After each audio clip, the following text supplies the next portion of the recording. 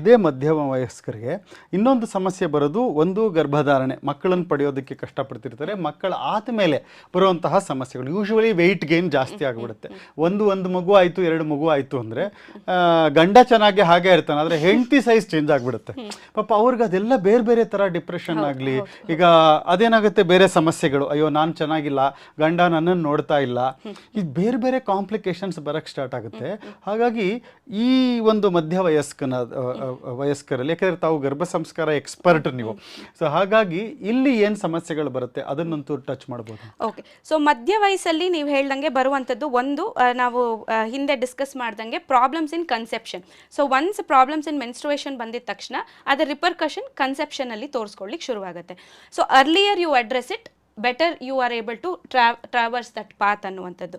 So next ಅಕಸ್ಮಾತ್ conceive ಆದ್ರೂ ನೀವು ಹೇಳ್ದಂಗೆ ಹೆಂಗೆ ಪೋಸ್ಟ್ ಡೆಲಿವರಿ ಒಂದು ಅನ್ನೆಸೆಸರಿ ವೇಟ್ ಗೇನ್ಸ್ ಆಗುವಂಥದ್ದು ಅದೆಲ್ಲ ಆಗೋದು ಯಾಕೆ? ಎಗೈನೆಸ್ ರಜಸ್ವಲ ಧರ್ಮ ಹೇಗೆ ಬಿಟ್ಟೋಗಿದೆಯೋ ಹಾಗೆ ಸೂತಿಕಾ ಪರಿಚರ್ಯ ಇನ್ನೊಂದು ಕಡೆ ಬಿಟ್ಟು ಹೋಗ್ತಾ ಇದೆ. ಸೊ ಆಕ್ಚುಲಿ ಹೇಳ್ಬೇಕಂದ್ರೆ ಬಾಣಂತನ, ಹೌದು ಬಾಣಂತನ.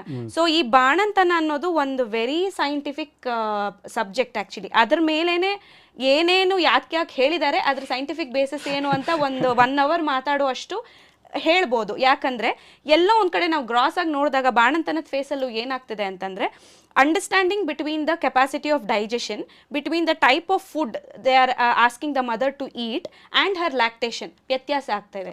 ಸೊ ನಾವಿವಾಗ ಮುಂಚೆ use of artificial milk supplements ತುಂಬ ಕಮ್ಮಿ ಇತ್ತು. ಈಗ ಎಗೈನ್ ನಮ್ಮ ಕ್ಲೈಂಟ್ಸಲ್ಲಿ ಬೇರೆಯವ್ರು ನಾವೇನು ನೋಡ್ತೀವಿ, 10ರಲ್ಲಿ 5 ಜನ they are not able to lactate. Again ಒಂದು ಸಹಜವಾಗಿರೋ ಹೆಂಗಸಿನ ಒಂದು ಪ್ರಕೃತಿಯ ಧರ್ಮವೇ ಹೊಟ್ಟೋಗ್ತಿದೆ. ಎಲ್ಲ ಬೇಸಿಕ್ ಕೋರ್ ಇಸ್ ಬೀಯಿಂಗ್ ಅಂದ್ರೆ ಒಂದು ಹೆಣ್ಣುತನ ಅಂತ ಹೇಳ್ತೀವಿ, ತಾಯ್ತನ ಅಂತ ಏನಿದೆ, ಆ ಹಾರ್ಮೋನ್ಸ್ ಗಳೇ ಕೆಲಸ ಮಾಡ್ತಾ ಇಲ್ಲ. ಆ ಮಟ್ಟಿಗೆ ಒಂದು ಪ್ರಕೃತಿಯ ಒಂದು ಬದಲಾವಣೆನೇ ಆಗೋಗ್ತಿದೆ ಅನ್ನೋದು ಅಲಾರ್ಮಿಂಗ್, ನಿಜವಾಗೂ ಅಲಾರ್ಮಿಂಗ್ ಸರ್. ಸೊ ಆಕ್ಚುಲಿ ಸೂತಿಕಾ ಪರಿಚರ್ಯ ಕರೆಕ್ಟ್ ಆಗಿ ಮಾಡಿದ್ದಲ್ಲಿ ಇದು ಯಾವ ಪ್ರಾಬ್ಲಮ್ಸ್ ಆಗೋದಿಲ್ಲ. ಸೊ ಎಲ್ಲೋ ಒಂದ್ ಕಡೆ ಸೂತಿಕಾ ಪರಿಚರ್ಯ ಅನ್ಸೈಂಟಿಫಿಕ್. ಆ ಟೈಮಲ್ಲಿ ಏನಂತಾರೆ, ನಮ್ದು ಒಂದು ಪೋಸ್ಟ್ ಡೆಲಿವರಿ ಸಾಕಷ್ಟು ಹಾರ್ಮೋನ್ ಕ್ರಾಶ್ ಇರುತ್ತೆ. ಅಂದ್ರೆ ಪ್ರೊಜೆಸ್ಟರಾನ್ ಒಂದು ಪೀಕಲ್ಲಿ ಇರುತ್ತೆ. ಸಪೋಸ್ ನೀವು ಹೆಂಗಂದ್ರೆ ಅದು the progesterone at the peak of Himalaya ಅಂತ ನೀವು ಇಮ್ಯಾಜಿನ್ ಮಾಡಿದ್ರೆ, immediately after delivery it is not even walking down, it is pushing the progesterone down. So it is called as a crash. ಅಂದ್ರೆ crash, ನಮ್ಮ market crash ಆಗುತ್ತೆ, stock market ಅಂತೀವಿ, ಆ ತರ suddenly fall ಆಗುತ್ತೆ. ಹೌದು. So body is in a very total confusion. ಆಗಿನ ಒಂದು ಡೈಜೆಷನ್ ಕೆಪಾಸಿಟಿ ಏನಿರುತ್ತೆ, metabolism full drop ಆಗಿಬಿಟ್ಟಿರುತ್ತೆ.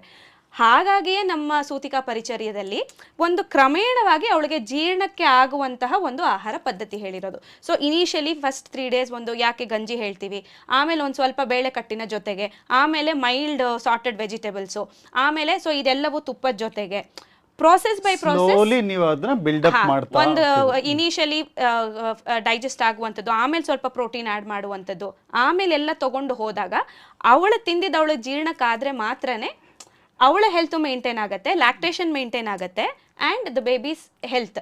In turn ಇವಾಗ ನಾನು ಇನ್ನೊಂದು ಸಮಸ್ಯೆ ನೋಡಿರೋದೇನೆಂದರೆ, ಎಗೈನ್ ಒಂದು 10 ಜನ ಮಕ್ಕಳಲ್ಲಿ 7-8 ಜನ ಮಕ್ಕಳು ಕೋಲಿಕ್ ಅಂತ ಹೇಳ್ತಿದ್ದಾರೆ. ಬಟ್ ನೀವು ಸೂತಿಕಾ ಪರಿಚರ್ಯ ಕರೆಕ್ಟಾಗಿ ಮಾಡಿದ್ದಲ್ಲಿ ನಿಮ್ಗೆ ಆ ಕೋಲಿಕೆ ಡ್ರಾಪ್ಸ್ ಯೂಸ್ ಮಾಡೋ ಇದೇ ಬರೋದಿಲ್ಲ. ಇಫ್ ಯು ಆರ್ ಟೇಕಿಂಗ್, ಅವಳ ಆಹಾರ ಚೆನ್ನಾಗಿದ್ರೆ ಬರೋದಿಲ್ಲ. ಅದು ಆ್ಯಕ್ಚುಲಿ ಲಿಂಕ್ ಇದೆ, but they are telling it is unscientific. ಅವಳ ಆಹಾರಕ್ಕೂ ಮಗುವಿನ ಮೇಲಿನ ಇದಕ್ಕೂ ಸಂಬಂಧ ಇಲ್ಲ ಅಂತ ಈಗ ಚರ್ಚೆ. ಬಟ್ ಅದನ್ನು ನಾವು ಇಮಿಡಿಯೇಟ್ ಆಗಿ ನೋಡ್ಬೋದು. ಅದು ಒಂದು ಎಲ್ಲೋ ಬಿಟ್ಟು ಹೋಗ್ತಿರೋದು ಪ್ರಾಬ್ಲಮ್. ಸೊ ಯಾವಾಗ ನಾವು ಈ ಹಾರ್ಮೋನ್ ಪೋಸ್ಟ್ ಪಾರ್ಟಮ್ ಅಡ್ರೆಸ್ ಮಾಡಲ್ಲ, ಯಾವಾಗ ನಾವು ಆ ಮೆಟಬಾಲಿಸಮ್ನ ಅಡ್ರೆಸ್ ಮಾಡಲ್ಲ, ಮೆಟಬಾಲಿಸಮ್ ಲೋ ಆಗಿರುತ್ತೆ, you are loading your body, you are unable to process it. So ಮತ್ತೆ ಅಗ್ನಿ ಪ್ರಾಬ್ಲಮ್ಗೆ ಬರುತ್ತೆ, ಫ್ಲೂಯಿಡ್ ರಿಟೆನ್ಷನ್, ಡಿಅರೇಂಜ್ಡ್ ಅಗ್ನಿ. ಆ ಅಗ್ನಿ ಡಿಅರೇಂಜ್ಮೆಂಟ್ ಲಾಂಗ್ ಟರ್ಮ್ ಆಗಿ ನಿಂತು ಬಿಡುತ್ತೆ. ಹಾಗಾಗೇನೆ lot of weight gain issues, they are not able to shed that weight, they are not able to come back to that. ಮುಂಚೆ ಎಷ್ಟು ಕೆಲಸ ಮಾಡ್ತಿದ್ರು, ಎಷ್ಟು ಎನರ್ಜಿ ಇತ್ತು, ಆ ಎನರ್ಜಿ ಲೆವೆಲ್ಸ್ ಡ್ರಾಪ್ ಆಗಿಬಿಡುವಂಥದ್ದು. ಸೊ ಎಲ್ಲ ಪ್ರಾಬ್ಲಮ್ಸಲ್ಲಿ ಕಾಣಿಸೋಕ್ಕೆ ಶುರುವಾಗುತ್ತೆ. ಸೊ ಹಾಗಾಗಿ ಈ ಒಂದು ಪೋಸ್ಟ್ ಡೆಲಿವರಿ ಆದ ನಂತರ ಇದನ್ನು ಕೂಡ ಸಾಕಷ್ಟು ಏನಂತಾರೆ, ಈಗ ನಾವು ನಮ್ಮ ಅಜ್ಜಿಯಂದ್ರಿಗೆ ಎಲ್ಲರಿಗೂ ನೀವು tell me the scientific explanation behind ಅಂತ ಕೇಳಿದ್ರೆ ಪಾಪ ನಮ್ಮ ಅಜ್ಜಿ ಏನ್ ಏನ್ ಹೇಳ್ತಾರೆ, ಗೊತ್ತಿತ್ತು, ಏನೋ ಬಾಣಂತನ ಮತ್ತೆ ನನಗ್ ಮಾಡಿದ್ರು ಹಂಗೆ ನಾನು ನಿನಗ್ ಅವ್ರ ಮಾಡಿದ್ದೀನಿ. ಅದನ್ನ ಕಾಪಾಡಿರೋದೇ ಅವ್ರಿಗೆ ನಾವು ಅವಾರ್ಡ್ ಕೊಡ್ಬೇಕು. ಇಷ್ಟು ಒಂದು ಹೊಟ್ಟೋಗಿದ್ದಾಗ ಅದೇನೋ ಹೊಟ್ಟೆಗೆಲ್ಲ ಬಟ್ಟೆ ಕಟ್ಟೋರು ಏನೇನೋ ಮಾಡೋರು, ಅವ್ರು ಹೇಳಂಗೆ ಮಾಡ್ಕೊಂಡ್ ಬಂದಿದ್ರು, ಹಂಗ್ ಮಾಡ್ಕೊಂಡ್ ಸೊ ಬಂದಿದ್ರು. ಹಂಗಾಗೇನೆ ಈಗ ನೋಡಿ ನಮ್ಮ ತಾಯಿ ಅಂದ್ರು ನಾವ್ ಹೇಳ್ತೀವಿ, ಬಟ್ ಇದೆಲ್ಲ ಸಮಸ್ಯೆ ಆಗ್ತಿರೋದು ಈಗ್ಲೇ ತಾನೆ, ಒಂದ್ 20 ವರ್ಷದಿಂದಾನೆ. ನಮ್ಮ ತಾಯಿ ಅಂದ್ರೆ ಟೈಮಲ್ಲೆಲ್ಲ ಯಾರಿಗೆ ಲ್ಯಾಕ್ಟೇಷನ್ ಪ್ರಾಬ್ಲಮ್ ಇತ್ತು? ವೆರಿ ರೇರ್ ಆಗ್ತಿತ್ತು, ತುಂಬಾ ಸಮಸ್ಯೆ ಇದ್ರೆ ಮಾತ್ರ. ಬಟ್ ಇವಾಗಿನ ಹಂಗೆ ಜನರಲ್ ಆಗುನು ಹೆಲ್ತಿ ವುಮೆನ್ ಅಲ್ಲೂ ಆ ತರ ಸಮಸ್ಯೆಗಳು ಅಂದ್ರೆ ಈಗ ಹೆಲ್ತ್ ಅನ್ನೋದೇ ಒಂದು ರೇರ್ ಆಗ್ಬಿಟ್ಟಿದೆ. ಅಂದ್ರೆ ಎಲ್ಲರೂ ಡಿಸೀಸ್ಡ್ ಅಂತಾನೆ, ಅಂದ್ರೆ ಎಲ್ಲರದು ದೋಷವಿರೋ ದೇಹನೇ ಜಾಸ್ತಿ ಹೊರತು ಆರೋಗ್ಯವಂತ ದೇಹಗಳೇ ಇಲ್ಲ. ಹೌದು, ನಾನು ಆಗ್ಲೇ ಹೇಳ್ದಂಗೆ ಆರ್ತವ ಹೇಗೆ ರಸಧಾತುವಿನ ಉಪಧಾತುನೋ, ಅದರ ಇನ್ನೊಂದು ಉಪಧಾತು ಸ್ತನ್ಯ ಅಂದ್ರೆ ಬ್ರೆಸ್ಟ್ ಮಿಲ್ಕ್. ಹಾಗಾಗಿ ಡೈರೆಕ್ಟ್ ಕನೆಕ್ಷನ್ ನೋಡಿ. ಮತ್ತೆ ರಸಧಾತು ಮೊದಲನೇ ಧಾತು. ನಾವು ಆಹಾರ ಏನ್ ತಗೊಳ್ತೀವಿ ಫಸ್ಟ್ ಫಾರ್ಮ್ ಆಗೋದು ರಸಧಾತು, ಅದು ನಮ್ಮನ್ನ ನರಿಶ್ ಮಾಡುತ್ತೆ, ಪ್ರೀಣನ. ಈಗ ನೀವು ಎಲ್ಲೋ ಹೋಗ್ತಿರ್ತೀರ, ತುಂಬಾ ಸ್ಟ್ರೆನ್ಯೂಸ್ ಇರುತ್ತೆ, your sugar levels R dropping down.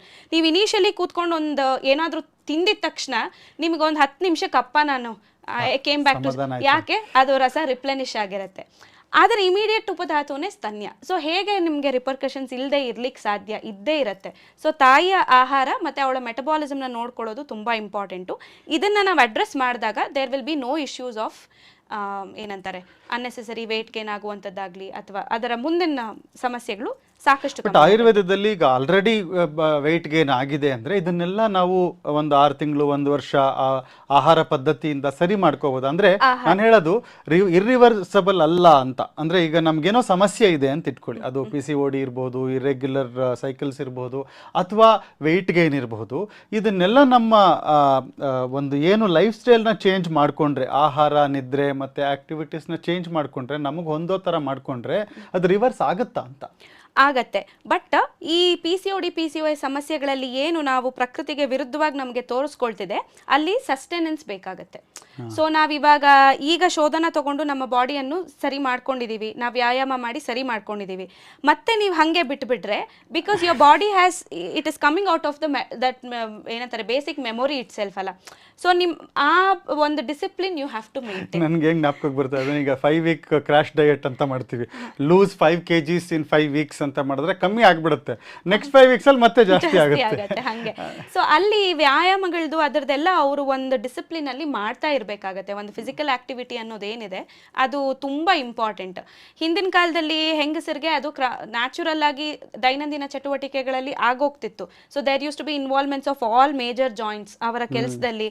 Lumbar joints, shoulder joint, neck joint ಎಲ್ಲದೂ ಆಕ್ಷನ್ಸ್ ಅಲ್ಲಿ. ಅಂದ್ರೆ ಮನೆ ಕಸ ಗುಡಿಸಿ ಕೆಲಸ ಮಾಡಿ, ಮನೇನ್ ಕ್ಲೀನ್ ಆಗಿ ಇಟ್ಕೊಂಡು, ಆ ಪಾತ್ರೆ ತೊಳೆದು, ನೀರ್ ತುಂಬಿ, ಇದೆಲ್ಲ ಅಡಿಗೆ ಮಾಡಿ ಎಲ್ಲ ಮಾಡೋದ್ರಲ್ಲಿ ಎಲ್ಲ ಆಗೋಗಿರೋದು. ಹೌದು, ಅವರಿಗೂ ಒಂದು ಫಿಸಿಕಲ್ ಎಕ್ಸರ್ಸೈಸ್ ಬೇಕು. ಅದು ಮುಂಚೆ ಹೇಗಾಗ್ತಿತ್ತು, ಈ ನಿಟ್ಟಿನಲ್ಲಿ ಅದು ಕೋಪಪ್ ಆಗೋಗ್ತಿತ್ತು. ಬಟ್ ಇವಾಗ ಅದು ಎಲ್ಲೋ ಒಂದ್ ಕಡೆ it is pulling back. So even the females are ಏನಂತಾರೆ moving into a chair type of work are lesser ಇದು. ಸೊ ಈವನ್ ಅ ಫೀಮೇಲ್ ಬಾಡಿಗೂನು ಆ ದೈಹಿಕ ಒಂದು ಎಕ್ಸರ್ಸೈಸ್ ಏನಿದೆ, ಫಿಸಿಕಲ್ ಎಕ್ಸರ್ಸೈಸ್ ತುಂಬಾ ಇಂಪಾರ್ಟೆಂಟ್ ಆಗುತ್ತೆ. ಸೊ ಅದನ್ನ ನಾವು ಯಾರು ಅಡ್ರೆಸ್ ಮಾಡ್ತಾರೆ ಅಲಾಂಗ್ ವಿತ್ ದ ಮೆಡಿಕೇಶನ್, ನಿಜವಾಗ್ಲೂ ಅವರು ರಿವರ್ಸ್ ಮಾಡ್ಕೋಬಹುದು. ಸೊ ಎಲ್ಲ ಶ್ರದ್ಧಾ ಸರ್ಕಲ್ ಮೆಂಬರ್ಸ್ಗಳು ನೀವು ನೋಡಿದ್ರೆ ಈ ಪೂರ್ತಿ ವಿಡಿಯೋನ, ಇದು ತುಂಬ ಮುಖ್ಯವಾದ ಒಂದು ವಿಷಯ. ಇದನ್ನು ಹೆಚ್ಚು ನಿಮ್ಮಲ್ಲಿರೋ ಪ್ರತಿಯೊಬ್ಬ ಹೆಣ್ಣು ಮಕ್ಕಳಿರಲಿ, ನಿಮ್ಮ ತಾಯಿ, ತಂಗಿ, ಮಗಳು ಯಾರಿದ್ದಾರೆ ಪ್ರತಿಯೊಬ್ಬರು ನೋಡೋ ಥರ ಮಾಡಿ, ಅದಕ್ಕೆ ಶ್ರದ್ಧಾ ಸರ್ಕಲ್ ಮೆಂಬರ್ ಮಾಡಿಸಿ. ಮತ್ತು ಹೆಚ್ಚಿನ ಸಮಸ್ಯೆಗಳೇನಾದರೂ ಇದ್ದರೆ ಅವ್ರನ್ನ ಮೊದಲು ಡಾಕ್ಟರ್ ರಂಜಿನಿ ದೇಶಪಾಂಡೆ ಅವರು ಅವೈಲೇಬಲ್ ಇರ್ತಾರೆ. ಅವರ ಕ್ಲಿನಿಕ್ ಅಡ್ರೆಸ್ ಮತ್ತು ಅವರ ಇಮೇಲ್ ಎಲ್ಲನೂ ನಾವು ಈ ಡಿಸ್ಕ್ರಿಪ್ಷನಲ್ಲಿ ಹಾಕ್ತೀವಿ. ಆದಷ್ಟು ಬೇಗ, ಯಾಕೆಂದರೆ ಸಮಸ್ಯೆ ಇರಲೇಬೇಕು ಅಂತಿಲ್ಲ, ಇದು ಇದೆ ಅಂತಲೂ ನಮಗೆ ಗೊತ್ತಿರಲ್ಲ. ನಾವು ಈ ಶ್ರದ್ಧಾ ಸರ್ಕಲ್ ಮಾಡಿರೋದೇ ವೇದಿಕ್ ವೆಲ್ನೆಸ್ನ ಮುಖ್ಯವಾದ ಒಂದು ಮೆಂಬರ್ಶಿಪ್ ಡ್ರೈವ್. ಯಾಕೆ ಅಂದರೆ ನಾವು ಆರೋಗ್ಯನ ಅದನ್ನು ಅನುಭವಿಸ್ಬೇಕು.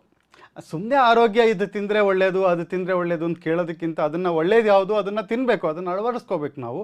ಮತ್ತು ನಮ್ಮ ಜೀವನ ಚೆನ್ನಾಗಾಗಬೇಕು, ನಾವು ಹೆಚ್ಚು ಸಮಾಜಕ್ಕೆ ಕೊಡೋರ ಥರ ಆಗಬೇಕು. ಅದಕ್ಕೆ ಮುಖ್ಯವಾಗಿರೋದು ಆರೋಗ್ಯ. ಅದಕ್ಕೋಸ್ಕರ ಇರೋದು ಇದು ಶ್ರದ್ಧಾ ಸರ್ಕಲ್ ಮೆಂಬರ್ಶಿಪ್ ಕಮ್ಯುನಿಟಿ. ಹಾಗಾಗಿ ಹೆಚ್ಚು ಜನ ಇದನ್ನು ಸೇರಿ ಇದೇ ತರಹ ಇನ್ನೂ ಅನೇಕ ವಿಷಯಗಳ ಬಗ್ಗೆ ಅನೇಕ ತಜ್ಞರು, ಆಯುರ್ವೇದ ತಜ್ಞರು, ಯೋಗ ತಜ್ಞರು ಇರಬಹುದು, ಮಂತ್ರ ಚಿಕಿತ್ಸೆ, ಮುದ್ರಾ ಚಿಕಿತ್ಸೆ, ಏನು ನಮ್ಮ ವೇದಶಾಸ್ತ್ರಗಳಲ್ಲಿ ನಮ್ಮ ಇಂಡಿಯನ್ ನಾಲೆಡ್ಜ್ ಸಿಸ್ಟಮ್ ಅಂತ ಏನು ಹೇಳ್ತೀವಿ, ಅದರಲ್ಲಿ ಪ್ರತಿಯೊಂದು ಸಮಸ್ಯೆಗೂ ಪರಿಹಾರ ಇದೆ. ಅದು ನನಗೆ ಕನ್ವಿನ್ಸ್ ಆಗಿರುವಂತಹ ವಿಷಯ. ಹಾಗಾಗಿ ಆ ಎಲ್ಲ ವಿಷಯಗಳನ್ನು ಇಲ್ಲಿ ತಂದು ಬರೀ ತರೋದಷ್ಟೇ ಅಲ್ಲ, ಅದನ್ನು ನಾವು ಅಳವಡಿಸ್ಕೊಳ್ತಾರ ಆಗಲಿ ಅಂತ ಮಾಡೋದಕ್ಕೋಸ್ಕರನೇ ಇರುವಂತಹ ಆ ಉದ್ದೇಶಕ್ಕೋಸ್ಕರ ಇರೋದು ಇದು ಶ್ರದ್ಧಾ ಸರ್ಕಲ್. ಹಾಗಾಗಿ ಈ ವಿಡಿಯೋ ನೋಡಿದ್ದೀರಾ, ಇದೇ ಥರ ನೋಡ್ತಾ ಇರಿ. ಇನ್ನೂ ಅನೇಕ ವಿಷಯಗಳು, ಅನೇಕ ವಿಡಿಯೋಗಳು ಇನ್ನು ಮುಂದೆ ಸೀರೀಸಲ್ಲಿ ಬರ್ತಾ ಇದೆ. ಹಾಗಂತ ಹೇಳ್ತಾ ತುಂಬ ಧನ್ಯವಾದಗಳು.